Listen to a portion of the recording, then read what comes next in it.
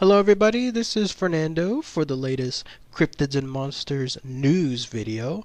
Well, here I have yet another update with regards to that case involving the Slenderman massacre, the one that occurred almost 2 years or so.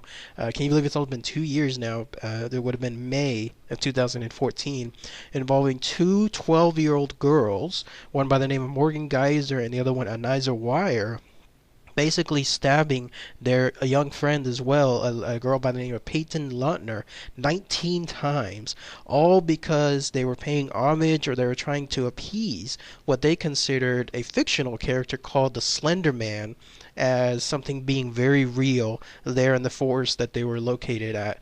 So obviously this story 2 years ago went viral. It still remains one of the most popular videos or set of videos within my YouTube channel. So in order to make sure that you get the best news possible here with regards to it, here is another update, and this is a whammy of sorts. Like, I had no idea that this was going to happen. It just suddenly started trending on Facebook, and unless someone else has more information, this seems like this was almost done in secret, because all of a sudden here's this information that just came out today. Well, that case, while it's still ongoing, a quick update with that, the girls there are still on an appeal of sorts, because they're trying to make sure that if they're going to be tried as young adults or if they're going to be tried as adults themselves, that process is still ongoing right now. So 2 years later, there's still not a definitive answer. But here's the update with regards to today. You'll see this picture here.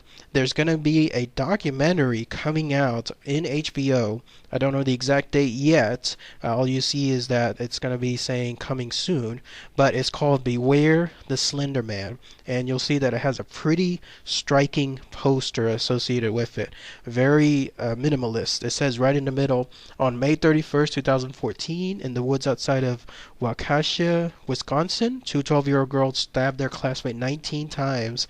This is a true story of what drove them to do it. So quite fascinating stuff. Apparently this documentary, based on what I read on dreadcentral.com, it'll use the Slender Man as a way to explore how it became the impact and I guess the viral status that it has today, where it came from, how it first started, the legacy that it has to this very day, and in turn how it essentially influenced these girls to do what they did. Slenderman by far remains the most popular creepypasta of them all. Nothing even comes close. I know a bunch of you still seem to ask if, with regards to me talking about the Slender Man as, let's say, a cryptid. And that's the only reason I include him here, only because in a way it's still paying news to him while at the same time acknowledging how it's taking on more real world matters, because obviously it's a creepypasta, so it was completely made up.